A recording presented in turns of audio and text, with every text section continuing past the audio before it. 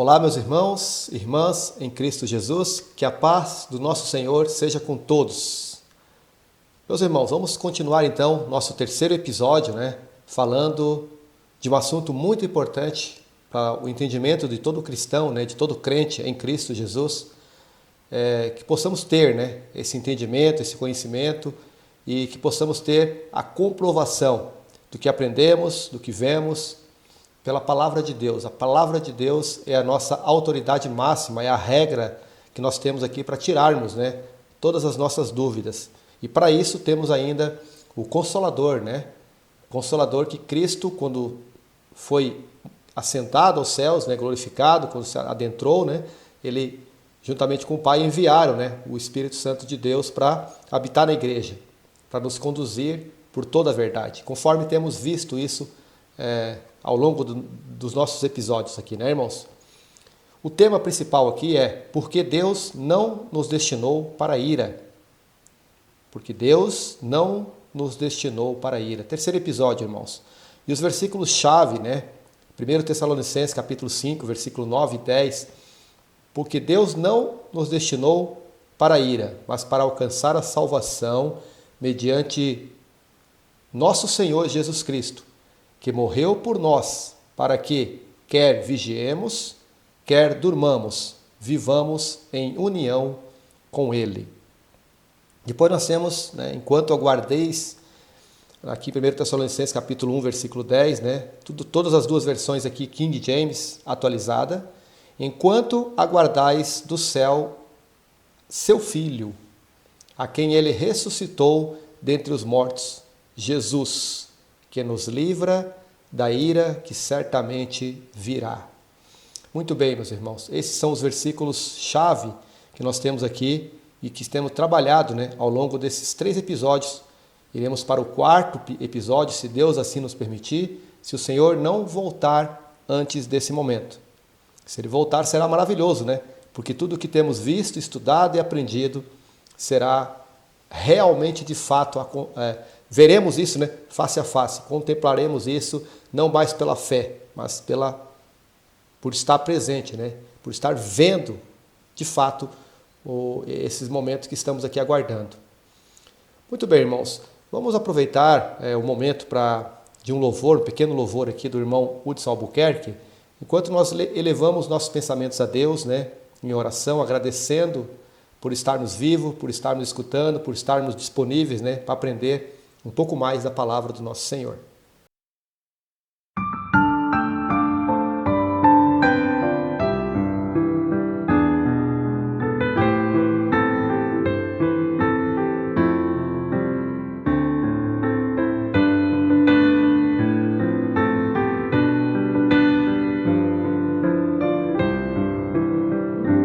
Ao que está sentado no trono e ao Cordeiro seja o louvor e a honra e a glória e o domínio pelos séculos dos séculos.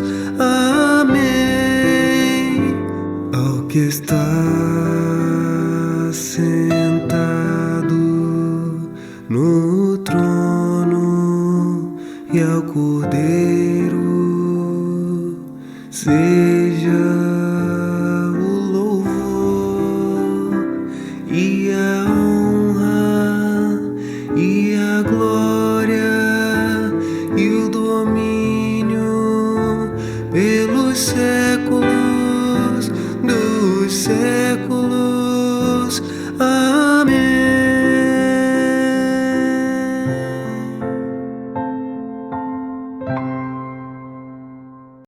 Amém, irmãos. Louvado seja o nome do nosso Senhor. Meus irmãos, eu vou apresentar para vocês na tela do computador, para facilitar, um pequeno trecho do livro do irmão Bruce Anstey, que fala sobre o tema principal, sobre tudo que estamos abordando nesse estudo, que estamos aqui procurando apresentar, com humildade, simplicidade de coração, procurando fazer a obra do nosso Senhor, né? A obra que o Senhor designou para nós, não a obra dele, mas a obra que ele nos designou, né? De acordo com a nossa capacidade, de acordo com a luz que nós recebemos. Irmãos, como crentes verdadeiros que estamos de fato em busca da verdade, que é o próprio Senhor, né? O próprio Senhor é a verdade, devemos ter diligência no estudo da palavra de Deus, né? Aqui o apóstolo Paulo fala em 2 Timóteo, capítulo 2, versículo 15, né?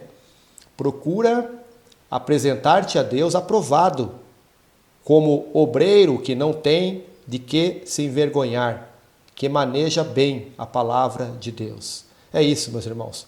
Nós devemos ter diligência no estudo da palavra, devemos ter seriedade na palavra, não procrastinar, não fazer as coisas meio que de qualquer jeito. Nós devemos se ajoelhar sempre em oração, pedindo capacitação do nosso Senhor, discernimento da sua palavra, revelação da sua palavra, manifestação do Espírito, né, para que Ele possa nos orientar por toda a verdade. E isso é o que nós devemos sempre estar fazendo, irmãos. O Senhor nos dá a luz, nos dá o caminho. Luz para o meu caminho e lâmpada para os meus pés. É a Tua palavra. É isso que nós buscamos, Senhor.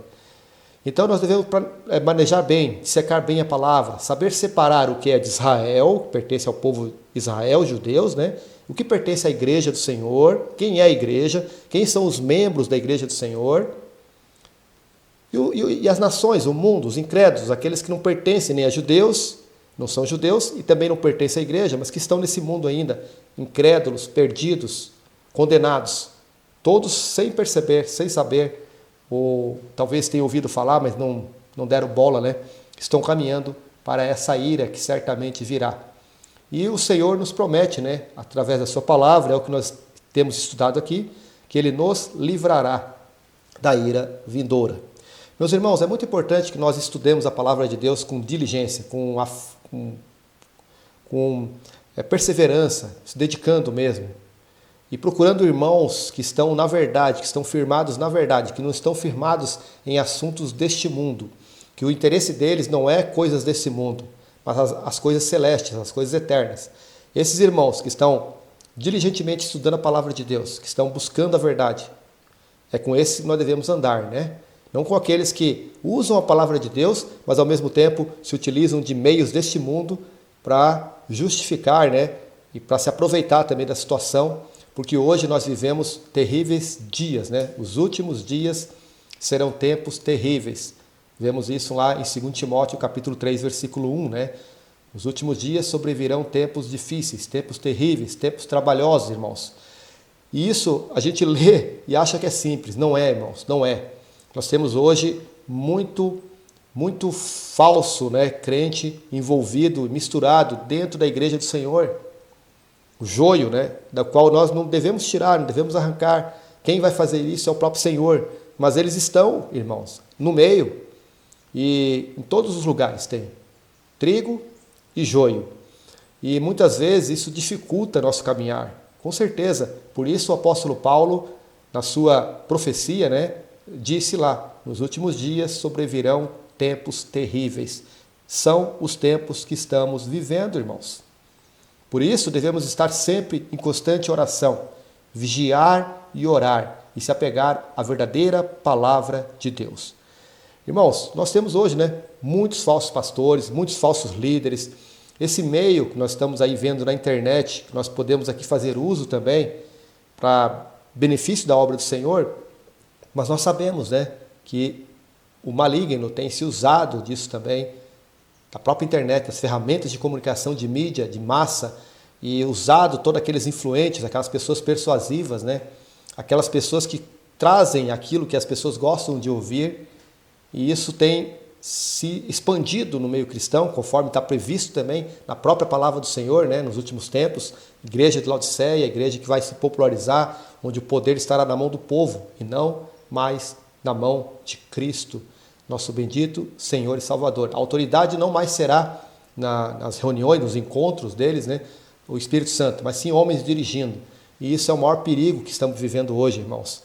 E para estarmos vacinados contra isso, precisamos andar na sã doutrina do Senhor. Precisamos fazer a vontade de Deus, de verdade, irmãos. Fazer a vontade de Deus. nos colocar diante do Senhor, nos colocar na posição de peregrinos e estrangeiros neste mundo, mas pertencentes à família de Deus. Muito bem, aqui eu retirei um trecho do livro Teologia do Pacto ou Dispensações do irmão Bruce Anstey, de 2012, nas páginas 75 e 76. Aqui ele vai falar sobre a diferença entre o arrebatamento e a manifestação de Cristo, É importante entender que a vinda do Senhor tem duas fases. Sua vinda para os seus santos e sua vinda com os seus santos. Aqueles que adotam a visão dispensacional da Bíblia se referem a estas vindas, respectivamente, como o arrebatamento e a manifestação de Cristo. Muitos cristãos da teologia do pacto confundem os dois eventos.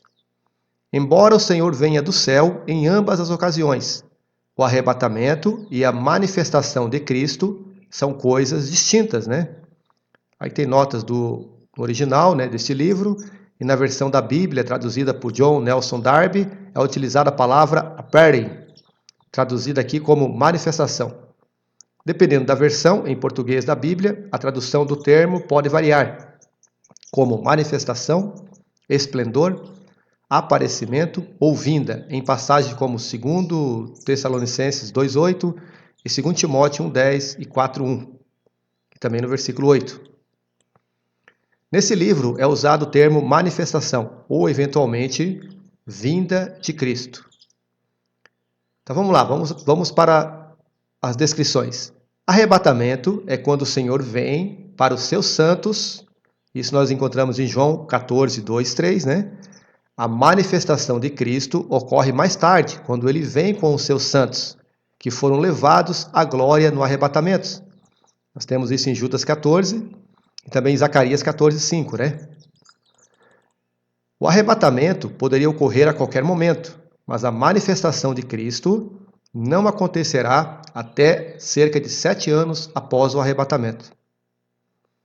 No arrebatamento, o Senhor vem secretamente, num piscar de olhos, conforme 1 Coríntios 15, 52. Em sua manifestação, ele vem publicamente e todo olho o verá. Apocalipse 1, 7. No arrebatamento, ele vem para libertar a igreja. 1 Tessalonicenses 1, 10. Em sua manifestação, ele vem para libertar Israel. Salmo 6, de 1 a 4. No arrebatamento, ele vem nos ares para a sua igreja, pois ela é o seu povo celestial. 1 Tessalonicenses 4, versículos 15 a 18. Em sua manifestação, ele volta à terra, no Monte das Oliveiras, para Israel, que é o seu povo terreno. Zacarias 14, versículos 4 e 5. No arrebatamento, é o próprio Senhor que reúne os seus santos. 1 Tessalonicenses 4, 15 e 18, 2 Tessalonicenses 2, 1. Mas em sua manifestação, ele envia os seus anjos para reunir os eleitos de Israel. Mateus 24, 30 e 31. No arrebatamento, ele leva os crentes para fora deste mundo, deixando para trás os ímpios. João 14, 2, 3. Em sua manifestação, os ímpios são tirados do mundo para julgamento, e os crentes que tiverem se convertido por meio do evangelho do reino, que será pregado durante a tribulação, são deixados para desfrutar de bênçãos na terra. Mateus 13, 41, 43 e 25, versículo 41. No arrebatamento, ele vem para libertar os seus santos, a igreja, da ira vindoura. 1 Tessalonicenses 1, 10. Em sua manifestação, ele vem para derramar a sua ira. Apocalipse 19, 15. No arrebatamento, ele vem como noivo. Mateus 25, 6 a 10. Em sua manifestação, ele vem como filho do homem. Mateus 24, de 27 a 28. No arrebatamento, ele vem como a estrela da manhã, que desponta pouco antes de raiar o dia. Apocalipse 22, 16. Em sua manifestação, ele vem como o sol da justiça, que é o próprio raiar do dia. Malaquias 4, 2. No arrebatamento, ele virá sem quaisquer sinais, pois o cristão anda por fé e não por vista, 2 Coríntios 5,7. Em sua manifestação, a sua vinda será cercada de sinais, pois os judeus pedem sinais. Lucas 21, 11, 25, versículo 24 e 1 Coríntios 1, 22. Nas Escrituras, nunca é feita referência ao arrebatamento como um ladrão de noite, mas sua manifestação é mencionada por 6 vezes comparada ao ladrão de noite. Lucas 12, 39, 1 Tessalonicenses 5, 2, 2 Pedro 3, 10, Mateus 24, 43, Apocalipse 3, 3 e também no 16, 15. O arrebatamento fecha a atual dispensação do mistério, Efésios 3, 9. A manifestação de Cristo abre a dispensação da plenitude dos tempos, Efésios 1, 10. A dispensação do mistério começou e irá terminar com uma pessoa divina, vinda do céu. No início, veio do céu um som, como de um vento veemente, e todos foram cheios do Espírito Santo. Atos 2, versículos 2 a 4 e também no 33. No final, o mesmo Senhor descerá do céu com o alarido. 1 Tessalonicenses 4,16. Isso aí, meus irmãos. Esse livro é muito bom para a gente ter uma noção melhor, né? Quem puder ler esse livro, até vou deixar nos comentários, tá? O link para quem quiser baixar gratuitamente esse livro, pode imprimir. Se quiser comprar, ele tem um preço bem acessível, mas não há necessidade, que se você tiver condições você compra, senão você baixa no seu computador, no seu celular, pode estar lendo, pode imprimir se você tem uma impressora. E é um estudo profundo, né? Que fala sobre a teologia do pacto e a dispensação, método dispensacional, né? Tudo isso, meus irmãos, nós tivemos aí no século XIX, onde houve ali um grande clamor, né? Muitos alegam que é o clamor da meia-noite, quando o noivo bate, sente o cheiro, né, do noivo, mas ele volta, né? Ele se apresentou e volta. Muitos alegam que o século XIX foi esse momento, onde nós tivemos ali o clamor da meia-noite. E nesse momento surgiram, né, diversas denominações nesse mundo, a cristandade se expandiu mais, né, foi cada vez mais, houve uma expansão, também houve pessoas verdadeiras no sentido de estar guardando o Senhor, muitos só entraram naquele momento, mas foram decepcionados porque o Senhor não voltou, alguns colocaram data, isso não aconteceu, né? Mas uma coisa importante que aconteceu, irmãos, no século XIX, lá em Dublin, lá por volta de 1820, alguns irmãos que estavam congregando em igrejas anglicanas, católica, ortodoxa, aquelas denominações, né, que tinham na época já, ou igrejas grandes, né, oriundas da católica, muitos protestantes também, eles começaram a ver que aquilo que eles estavam pregando, ensinando, não correspondia ao que estava na própria palavra de Deus, na Bíblia. Então eles começaram a ficar inquietos com isso e aos poucos Deus foi reunindo essas pessoas que começaram a estudar juntos fora dos templos, né, fora das igrejas deles ali, onde muitos deles eram líderes dessas igrejas, alguns até bem renomados, eu não sei direito como é que funciona o clericarismo ali na Igreja Católica, mas alguns ali eram arcebispo, bispo, alguém bem avançado, né? Não era simplesmente o padre da paróquia, mas era alguém já mais evoluído nessa carreira, e pessoas muito estudadas na palavra, na teologia, que começaram a enxergar que eles não estavam seguindo o que realmente a palavra dizia, mas eram doutrinas, tradições, doutrinas de homens, doutrinas de demônios, como fala o apóstolo Paulo, né? Muitas tradições, muitos ritos religiosos, muitas coisas muitos entulhos que cobriam a verdade da palavra, cobriam a verdade da palavra de Deus. Então eles começaram a ver isso, e muitos saíram, e deu-se origem ao movimento dos irmãos, como alguns dizem, né? Eles começaram em Dublin, depois foram para Plymouth, na Inglaterra, né? Dublin fica na Irlanda, e a coisa foi se avançando, foi pegando volume e foi para o mundo, né, irmãos? E hoje nós estamos aqui, cerca de quase 200 anos depois, ou 200 anos depois, né, 200 e poucos anos depois, estamos estudando e aprendendo com esses irmãos, tá? Tivemos irmãos ali que traduziram a Bíblia dos originais por completo, como o irmão John Nelson Darby. Tivemos teólogos ali, estudiosos da palavra, que se dedicaram a esse movimento dos irmãos e que não se associaram a denominações ou sistemas religiosos aí, com clericarismo, onde o homem domina, o homem comanda, o homem é o presidente, o homem que faz isso, faz aquilo, né? E pessoas como, por exemplo, Charles McIntosh, né? Charles Henry McIntosh, tivemos William Kelly, um grande estudioso, um grande teólogo da palavra, conhecedor da palavra, também pertencente ao movimento dos irmãos. Tivemos aí William Trotter, tivemos muitos e muitos irmãos que contribuíram com literatura, com estudos, com revelação da palavra aqui para nós, né? E muitos não têm buscado isso, irmãos, porque é um assunto mais sério, é um assunto que busca a sã doutrina, é um assunto que busca as coisas celestiais, não são coisas terrenas, prazeres carnais, né? Então as pessoas não querem. As pessoas querem ser religiosas, não querem ser verdadeiras cristãs, verdadeiros cristãos que estão buscando, de fato, o Senhor, aquele que está nos céus, que virá e não tocará na terra, nos ares nos chamará e nos preparará para aquele momento, naquele encontro no qual estaremos reunidos com Ele e a partir daquele momento estaremos para sempre com o Senhor, né? E esse Senhor está nos céus, não nessa terra. Então as pessoas querem se preocupar com coisas da terra, prazeres aqui da terra, né? Por isso esses irmãos não foram levados muito a sério pela grande cristandade, né? Pelo sistema religioso, por grande parte das pessoas. E por isso temos tanta confusão, né, irmãos, no entendimento da palavra de Deus. O método dispensacional, que inclusive muitos desses irmãos aí trouxeram à tona, né? Trouxeram à tona esse entendimento e que tem nos ajudado a entender melhor, dissecar melhor, manejar bem a palavra de Deus conforme está aqui, né? Nada que devemos fugir da palavra de Deus. Tudo que a gente aprende tem que estar coerente com a palavra de Deus. A gente tem que estar checando, buscando todo o conhecimento na palavra e principalmente em oração com o Senhor, né?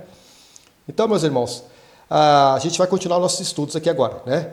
Muitos dizem que o crente, a igreja, deve passar pela grande tribulação, porque lá no começo da igreja, nos primeiros séculos, houve muita perseguição, muitas mortes, muito sofrimento. E isso se prolongou, né? Nós sabemos aí que por volta de 1100, 1100 e pouco, até próximo a 1500, até passando um pouquinho de 1500, nós tivemos aí a igreja, o sistema religioso, matando muitos cristãos, muitos seguidores de Cristo, pendurando em cruzes, queimando em fogueiras, cortando cabeça, fazendo todo tipo de atrocidade aí, prendendo, fazendo de tudo. Até hoje nós temos, inclusive hoje, nos dias de hoje, nós ainda temos perseguição, claro. Só que aí, muitos crentes entendem que nós devemos passar pela grande tribulação porque todos os demais passaram. Irmãos, não é o que o Senhor nos promete aqui. Não é o que o Senhor nos diz na sua palavra. Ele nos diz aqui que nos livrará da ira vindoura, da ira que certamente virá sobre esse mundo. E muitos estão achando que é como as perseguições que ocorreram nesse mundo. Mas não vai ser não, meus irmãos. Esse período de grande tribulação será um tempo como nunca houve e nunca mais haverá neste mundo, tá? Desde que Deus criou esse mundo, tantas coisas já aconteceram, mas esse período final da ira de Deus sobre essa terra, na qual a igreja do Senhor, o Senhor promete livrar, aqui, meus irmãos, será coisa terrível, será coisa de cair meteoro do céu, asteroide, né, do céu, como nós temos em Apocalipse 8, que vai destruir boa parte da humanidade, águas serão contaminadas, a terra será uma boa parte destruída. Mas se a gente começar a observar os acontecimentos de Apocalipse, a partir do capítulo 6, a gente vai ver que muita coisa terrível vai acontecer ali. Então nós vamos estar lendo aqui, meus irmãos, aqui, ó, alguns versículos que vão dar o entendimento desse período aqui, que o próprio Senhor, né, nos orienta, né? Começamos aqui, Mateus 24, 21. Todas a leitura bíblica daqui para frente, irmãos, na versão João Ferreira de Almeida atualizada, tá? Mateus 24, 21. Porque nesse tempo haverá grande tribulação, como desde o princípio do mundo até agora não tem havido e nem haverá jamais. Esse é o período da grande tribulação. Não tivessem aqueles dias sido abreviados, ninguém seria salvo. Mas por causa dos escolhidos, tais dias serão abreviados. É isso, meus irmãos. Nesse tempo, esse tempo onde será pregado o evangelho do reino, o remanescente judeu se converterá, Israel será restaurado. Nós teremos ali os testemunhas de Jeová que estarão pregando o evangelho do reino, serão revestidos com o poder de Deus para isso. E durante esse período complicado que a terra estará atravessando, onde a ira estará sendo derramada, terá os escolhidos. Deus terá aqui os escolhidos para esse tempo, que serão aqueles que estarão pregando o evangelho do reino, conforme nós vimos também um pouco anterior, né? E esses escolhidos aí, para que não morram todos nessa grande ira que cairá sobre a terra, Deus até mesmo abreviou esse período para que possam entrar, né, muitas e muitas pessoas no período milenar, no reino milenar de Cristo nessa terra. E nós temos em Marcos, capítulo 13, 19, algo também falando sobre isso. É o próprio Senhor falando, né? Porque aqueles dias serão de tamanha tribulação, como nunca houve desde o princípio do mundo que Deus criou, até agora e nunca haverá, nunca jamais haverá. Então é sobre isso, irmãos, que a gente fala. Não é algo que é brincadeira. Não, eu sei que queimar na fogueira, ser queimado vivo, né? Ser crucificado ou ser qualquer tipo de morte, qualquer tipo de transtorno para a nossa vida é ruim, claro. Mas aqui será algo muito pior, irmãos, muito pior. Muitos desejarão a morte e não conseguirão nesse período, né? A coisa aqui será realmente pesada, conforme diz o Senhor. Mateus 24, 14. E será pregado este evangelho do reino por todo o mundo, para testemunho a todas as nações. Então virá o fim. Aqui o Senhor está falando do evangelho do reino, não mais o evangelho da graça, que a igreja, no atual momento, na atual dispensação, está pregando o evangelho da graça. Somos salvos pela graça, mediante a fé em Cristo Jesus. E isso não vem de nós, né? É dom de Deus. Efésios 2, 8, né? Então, irmãos, o evangelho do reino, que foi pregado no período em que Jesus andou sobre essa terra, nos evangelhos ali, Mateus, Marcos, Lucas, né? João, esse evangelho do reino, enquanto o Senhor esteve aqui pregando, né? O Senhor estava aqui, evangelho do reino, ele voltará a ser pregado no período final, onde os escolhidos, remanescentes, o Israel, que vai se converter, né? Que vai entender que o Senhor realmente, bendito é aquele que vem em nome do Senhor, esse vai ser o protagonista desse período final. Não mais a igreja. A igreja já estará com o Senhor, passando por todos aqueles eventos no céu. As bodas do Cordeiro, a preparação, tudo aquilo que acontece em Apocalipse 4 e 5, aqueles eventos ali, a igreja já estará com o Senhor. Já estará com o Senhor, porque tudo isso é prometido. Nós temos estudado isso ao longo dessa série de episódios, né, irmãos? Eu sei que não é comum esse pensamento a todos os cristãos, infelizmente. Bom seria que se houvesse um consenso, irmãos, se todos tivessem o mesmo entendimento. Mas nós sabemos, o irmão William Trotter fala isso no seu livro, né? Esse irmão William Trotter, também do século XIX, lá por volta de 1840, 50, ele escreve que houve ali uma reunião dos 20 principais teólogos, estudiosos do Apocalipse, para apresentar ali suas teses, né, seus entendimentos sobre o assunto. E ao invés de apresentar algo comum, né, para que eles pudessem, desses 20, ver que a maioria tem uma linha para poder seguir, não. Os 20 tinham linhas completamente diferentes uns dos outros. O que mostra que é complicado, meus irmãos, é complicado. Infelizmente, e partindo do princípio que nós estamos vivendo nos últimos dias, mais complicado fica. Por isso, devemos levar tudo a Deus em oração, devemos buscar a verdade, devemos buscar andar na verdade, devemos buscar no Senhor, né, o discernimento do Espírito. Devemos discernir os Espíritos. Devemos buscar a revelação na própria palavra de Deus. Devemos buscar no Senhor, não espiritualizar muito a palavra de Deus. Tem muita gente que espiritualiza a palavra de Deus, alegoriza a palavra de Deus, principalmente nos assuntos de Apocalipse, né? Assuntos proféticos dos últimos dias. E por isso dá essa confusão toda, meus irmãos. Aqui no Daniel 12, versículo 1, nós temos: nesse tempo se levantará Miguel, o grande príncipe, o defensor dos filhos do teu povo. E haverá tempo de angústia, qual nunca houve, desde que houve nação até aquele tempo. Mas naquele tempo será salvo o teu povo, todo aquele que for achado no livro da vida. Irmãos, o anjo Miguel, né, o arcanjo Miguel, ele é considerado o defensor do povo de Israel. Ele é aquele que tem essa figura de defender o povo de Israel.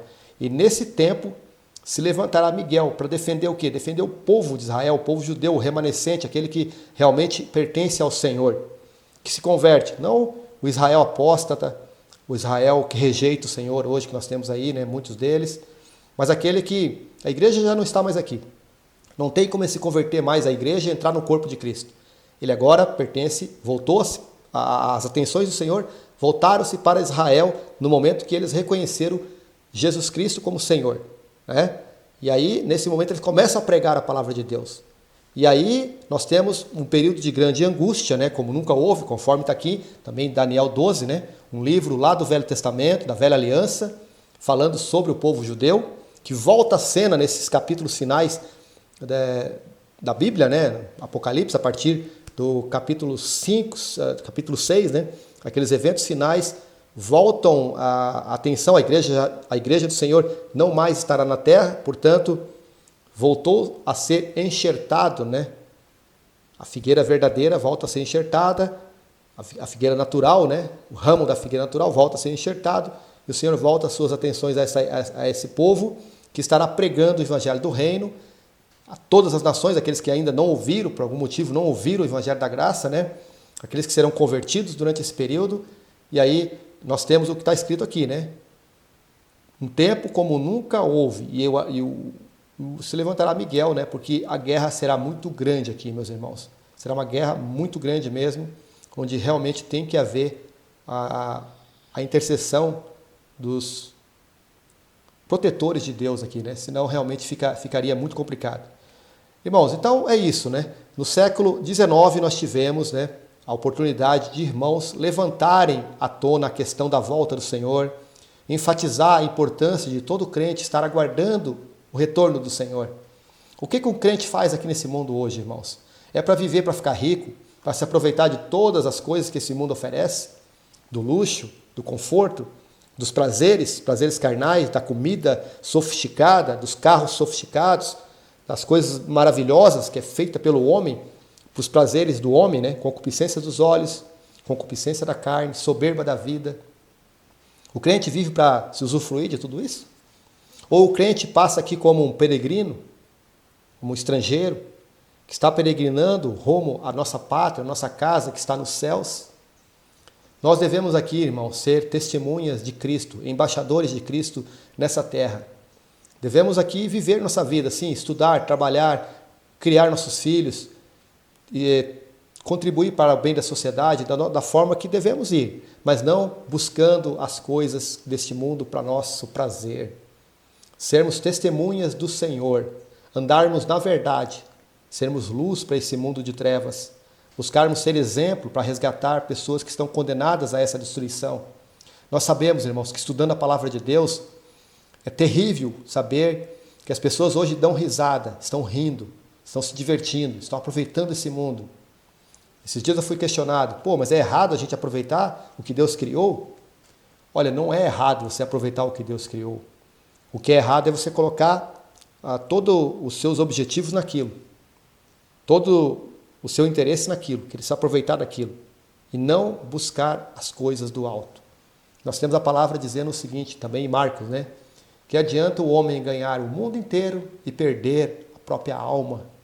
Nós estamos falando de algo eterno. O homem, ele nasceu para ser eterno. Seja na glória com Deus, na vida e abundância com Deus, seja no tormento eterno. Ele estará em trevas profundas eternamente. E este é o momento de você decidir aonde você quer trilhar. Você quer eternamente ter vida e vida em abundância, ou você quer aproveitar esse momentinho pequenininho, essa janelinha do tempo que Deus te deu aqui para viver? Alguns vivem alguns anos, alguns vivem um pouquinho mais de anos, mas essa janelinha pequena perante a eternidade não é nada. Aqui é o momento de você decidir para que lado você vai. Vai para a luz ou vai para as trevas? Vai para o céu ou vai para o inferno? Segue as coisas de Deus, valoriza e segue o mandamento. Nós temos aqui a palavra de Deus, a Bíblia Sagrada, o único livro sagrado de Deus que fala dos planos de Deus desde a criação do homem, desde a criação da terra, desde a criação da vida. Esse único Deus e verdadeiro que criou todas as coisas, esse universo, as estrelas, tudo que existe foi criado pelo poder da palavra de Deus. Ou você crê nesse Senhor se dedica, obedece, segue a Ele e vai, ou você segue o mundo das trevas, né? Agora eu vou deixar aqui para vocês uma chave importante para finalizar esse terceiro episódio da nossa série, meus irmãos. A chave para você entrar no céu é crer em Jesus Cristo como seu Senhor. Ele é a chave. Não importa o que você fez, o que você é, não importa nada. Não importa nada. O que importa é você, nesse momento, se decidir como que eu faço para ser salvo. Creia no Senhor Jesus Cristo e será salvo. É o Senhor que vai te mostrar agora os caminhos que deve seguir. Quando o Espírito Santo passar a habitar em você, Ele vai te direcionar por toda a verdade. Você vai ver que coisas que você fazia não faz mais sentido. Porque todo aquele que nasce de novo é nova criação em Cristo Jesus. As coisas velhas já passaram. Eis que tudo se fez novo. Somos lavados, irmãos, pelo sangue do Cordeiro. Somos lavados pela água da palavra de Deus.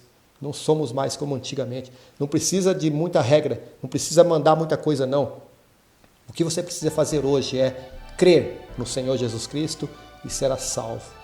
No dia do julgamento que vocês serão aí, vocês não, né, irmãos? Aqueles que não creram no Senhor, infelizmente chegarem naquele dia do grande trono branco para ser jogado lá naquele lugar de trevas profundas, de tormento e ranger de dentes. A acusação que você vai ter. Você fez um monte de coisa errada nesse mundo. Pode ter matado, estrupado, feito tudo quanto é coisa horrível. Lá, Deus não te condenará por isso. Porque nós nascemos em pecado. A única forma, a chave que eu falo para você é Cristo. Ela é a chave que te leva para o paraíso, que te leva para Deus. Se você tem ela, você chega lá. Você tem um ingresso para entrar no céu. Se você não tem, você não entra. Então, a pessoa fez um monte de coisa errada. No grande trono branco, ela receberá o seu julgamento. Você não creu no Filho de Deus. Você não creu em Cristo. Ele veio ao mundo, se sacrificou, se ofereceu em sacrifício vivo para te salvar, mas você negou a salvação. Por isso vai para o tormento eterno. Ele não vai julgar pelo que você fez de errado. Todos nós já nascemos em pecado, já nascemos pecadores, já nascemos condenados. Mas Deus nos deu salvação mediante seu Filho, Jesus Cristo. É nisso que devemos nos apegar, irmãos. E você aí que está ouvindo e assistindo esse vídeo, que Deus possa tocar no seu coração. O Espírito Santo que convence-nos do pecado possa te provocar em ti arrependimento e voltar-se para o Senhor, para aquele que pode te salvar do tormento eterno, que certamente virá sobre esse mundo. Que Deus possa nos abençoar, meus irmãos, nos ajudar nesse tempo que estamos vivendo, e que possamos estar preparados para o nosso último episódio, onde fecharemos, se o Senhor nos permitir, fecharemos com chave de ouro, fecharemos esse estudo, porque sabemos que a palavra de Deus nunca será fechada, Nós estaremos aprendendo eternamente com o Senhor. Muito profundo é a palavra de Deus, pois a palavra é o Verbo, e o Verbo se fez carne e habitou e taberculou entre nós. A palavra é o próprio Senhor. Um grande abraço, meu irmão, que Deus seja com todos nós. Até nosso próximo episódio, se Deus nos permitir. Tchau, tchau.